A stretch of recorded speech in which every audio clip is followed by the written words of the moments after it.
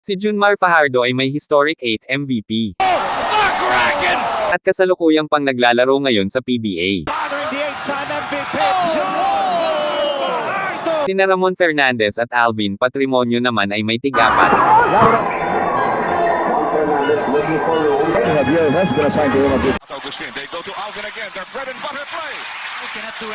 Habang si Bugs Adornado ay may 3.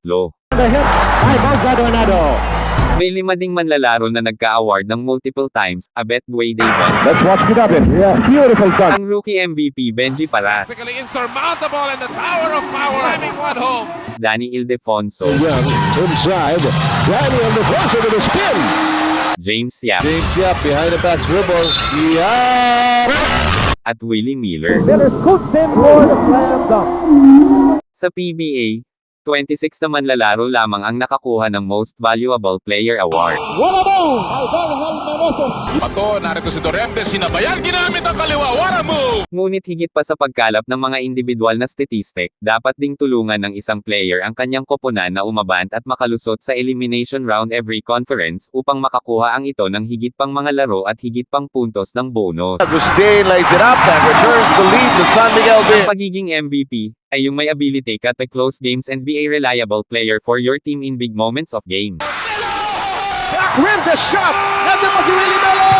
Mahirap tingnan bilang MVP kung hindi ka magaling na clutch player. Kailangan mahusay ka rin pagdating sa mga closing games. Ildefonso, right-handed hook shot! Oh! Big shot! Make is open for 3! Kagiwa, baksak si James Yap. Kagiwa from the right, elbow. A 7th straight point for Mark the Spark Kagiwa. Former teammates in college. Ito ngayon, JNP. Mayroong ilang mga magagaling na player na hindi nagkaroon ng magandang kapalaran at makuha ang highest individual honor o MVP. Tingnan natin ang ilang mga great PBA players, who should have, or could have, won the MVP award at least once in their respective careers. Romeo against the Spark. Romeo! Samuel makes his move, gets away, and scores! For the win. Yes, sir! Tubid, does he know it? Tubid ngayon, nakawala. Eagle for... That time around, Raimundo! Derby Raimundo! He almost squandered.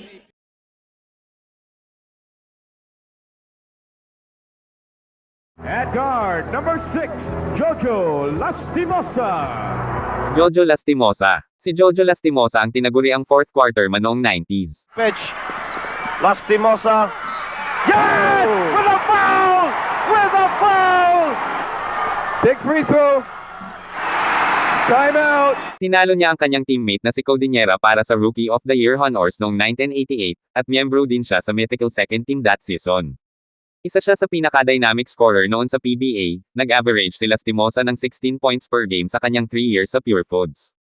Nang sumali si Lastimosa sa Alaska noong 1991, dito namukadkad ang kanyang career upang maging isa sa mga pinakamahusay na manlalaro ng liga, nag-average siya ng 22 points per game, 4 assists, at 4 rebounds sa isang laro habang pinangunahan niya ang Alaska to its third conference title.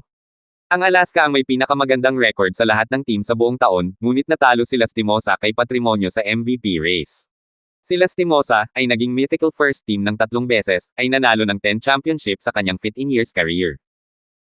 Dilabas kay Jonas, 6 seconds on the shot clock. Open shot for Jonas! Oh! Hindi na kapag iwanan mo na ako rito. Ito na si Lastimosa. From the side, yay! Have to go Jojo! Lastimosa, even though he's tired. Jojo with a 3-point shot. And Lastimosa like a dagger in the heart, Dr. J.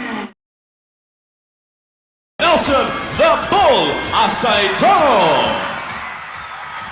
Nelson Asaitono. Si The Bull ay 3-time member ng mythical first team and also a 3-time mythical second team selection sa PBA.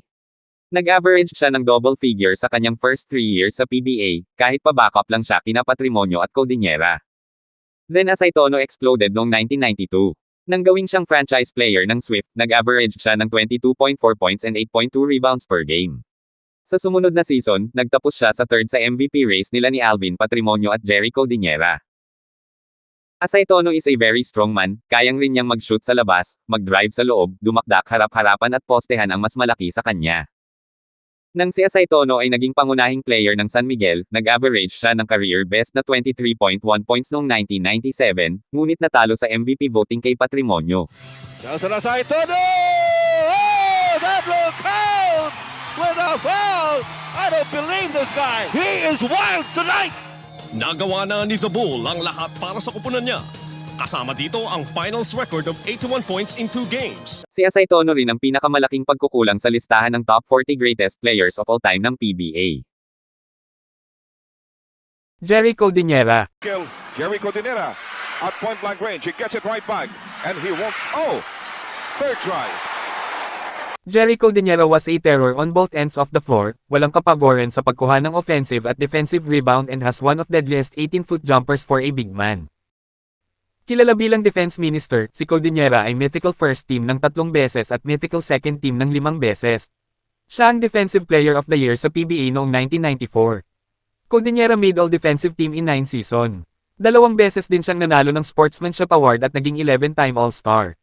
Noong 1993 MVP race, ang former UE Red Warrior received the most number of votes from his fellow players. Ganun pa man, his Pure Foods teammate niyang si Alvin Patrimonio ang nakakuha ng higher votes from media. This is the closest MVP voting sa league history. Ang mga boto ng media sa huli ay inilipat ang pagboto sa pabor ni Patrimonio. Codinera is the PBA all-time leader in offensive rebounds, isang patunay ng kanyang tenasidad na naging dahilan upang siya ay isa sa pinakamahusay na big men sa PBA. Tony Allen to gain the lead. Cordillera will give it to them. 71. We shall take a second look at the emotion display. Jonas, highlight film material. Standing 6'7", number 42, Danny Siegel. Danny Siegel. There was no one quite like Danny Siegel in his early years sa PBA. A versatile 6'6" scorer, kahit pa sa collegiate years nito sa Wagner Seahawks sa USNCAA. Pangalawang PBA conference pa lamang ni Dan sa kanyang rookie year. Ngunit parang veterano na ang kanyang mga kilos at diskarte. 29 points ang kanyang ginawa sa panalo ng San Miguel kontra sa Shell sa Game 5. Justin, just when you thought wala nang options, andun pa si Paras. Pinitin pa sa ere. From the side, and Danny Siegel knocking that one down. Oh, what a game for Dynamite Danny. Si Siegel ay mythical first-team selection sa kanyang first 3 years sa PBA. He holds the record for most consecutive games with 19 straight with at least 20 points. Si Siegel ang Rookie of the Year noong 1999 at muntik na rin siyang manalo ng MVP.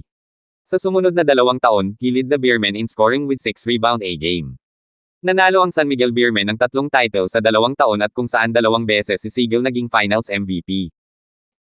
2 beses din siyang natalo sa MVP voting sa teammate na si Ildefonso. Matapos mag-suffer ng major injury sa 2002, si Siegel at bumalik ng mas malakas pa, lalo na sa year 2005 to 2007. Kung saan nag-average ito ng over 20 points at 8 rebounds sa 2 seasons na iyon.